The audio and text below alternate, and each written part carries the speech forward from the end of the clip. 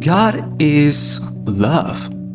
What does that even mean? A lot of people get triggered when believers mention that God is love. And this is understandable from the egoic narrative of allowed pain by Him. It's understandable that it triggers us because we're never going to understand everything. And frankly, we don't need to. And understanding everything won't change it regardless. When it comes to God is love, that specific verse, many people never explain it properly. So allow me. God is love means that He isn't just the creator, a creator who has love, but that He is love itself. Process that for a bit. He is the literal source. Let me give you an example so it's clear. When you hug a person's suffering, you are expressing God through you, because God is love. And God, being love, wants you to love that person, not just because of His nature, but because He is the only audience of that entire person's life. Only He knows their entire pain. Only He knows their darkest thoughts. Only He knows how close they are to their breaking point. So God rejoices when you love another person, because in that moment, you and God are the same. No, you're not a God, but you are love, like Him. You are united in love, which is God. If your love is genuine, then in that moment, you are not an ego identity character. You are being literal love, which is God expressed through you. This is why Corinthians 13:13 says there is hope, faith, and love, but the greatest of these is love. How does that relate? Well, because we have hope and we have faith, but that comes from us. But love is God, and God is greater than both hope and faith, because He is greater than us. Love is greater than ego. Ego comes from humans. Love comes from God. And it's very important to make this distinction. What's important to understand is that God is both the nature and the action itself. God is the source, the nature, and the action itself that you make. Because God is love. It's everything love related. Why is that an important distinction to make? Because most people interpret that as God is love, as in He is a loving creator. But no, that's incomplete.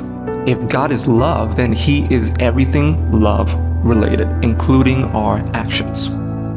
Of course, a lot of people get triggered because they say, well, if God is love, why is there suffering?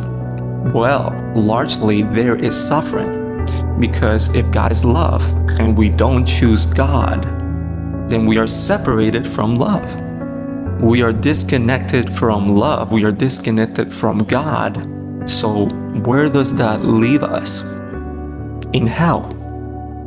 There is no love in hell. There is only suffering. And if you think about it, hell on earth has been when humans make egoic choices that are disconnected from God because they are disconnected from love. So they commit atrocities and they make earth a hell. A life without love, that is hell. There can be no true unconditional love at its fullest capacity without God as the external source of motivation for our actions. Him being the reason we say, hey, I'm gonna love unconditionally in His name. Because otherwise, what do? We say, oh, I'm gonna love when it's convenient, transactionally. And this is something that we have to learn how to visualize. It takes imagination. because God doesn't have ego narratives. This is best explained and visualized through the example of Jesus Christ. He didn't make egoic narratives for what he needed to do. He died for us, right?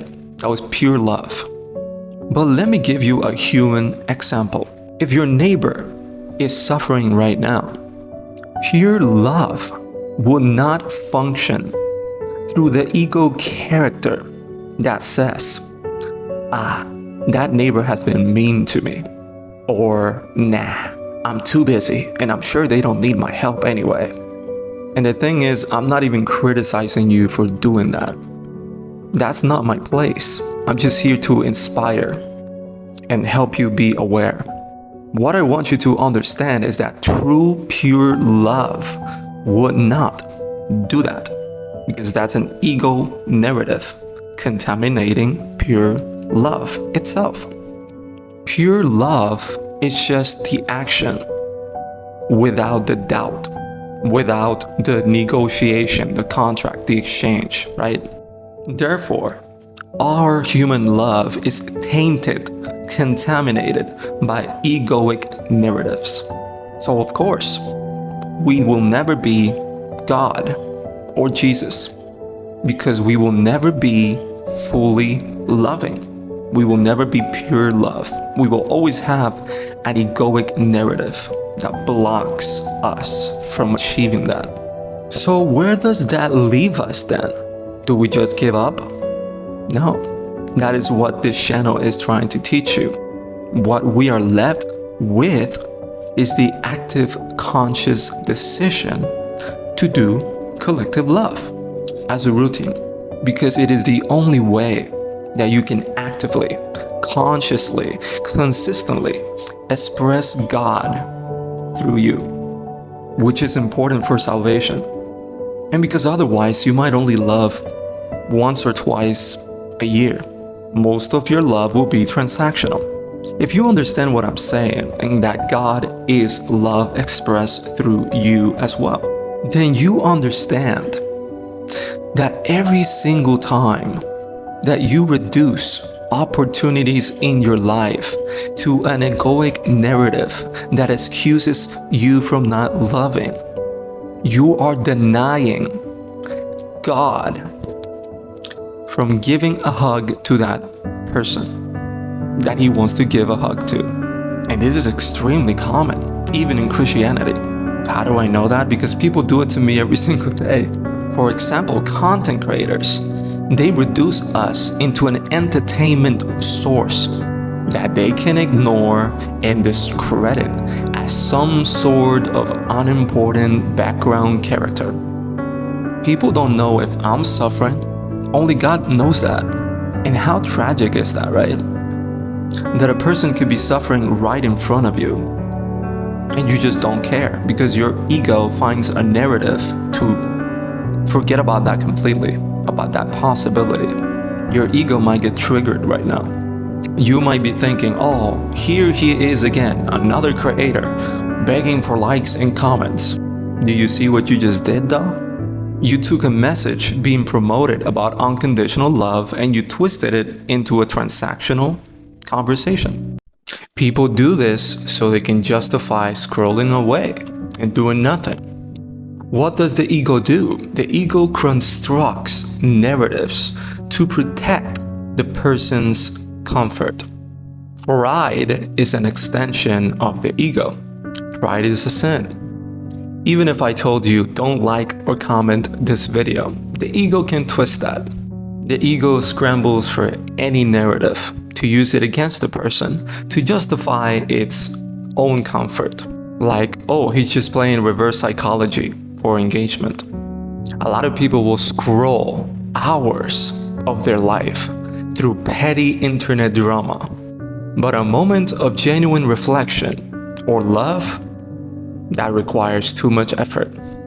To deny God from giving someone a hug is a sin, is the sin of pride, believing that our comfort is more important than letting love flow through us. If we understand that love is God, we don't have to think about it. That's the point. is the definition of unconditional. The majority of people see sin as evil acts, like murder or stealing from others. But turning sin into a gravity competition is also egoic. The majority of the world sins just by denying God from giving someone a hug. If we think about it like that, we have sinned thousands of times. And we will continue to, because only Jesus was perfect. What's important is that we are conscious of it and start choosing collective love more often, therefore choosing God. When we ourselves aren't even true love, who are we to dictate who deserves it? So stop denying God's hug to people. Let them feel loved. And without knowing it, you might even save a life. And best of all, you could even be the example to another person to do the same thing. And remember, even though it's not the reason that we should do it, in the Bible this is mentioned that this is rewarded. We are rewarded for loving others. This is rewarded both in heaven and on earth. I hope this video helps you. And if it does, then let's start expressing God through us together. Much love and take care.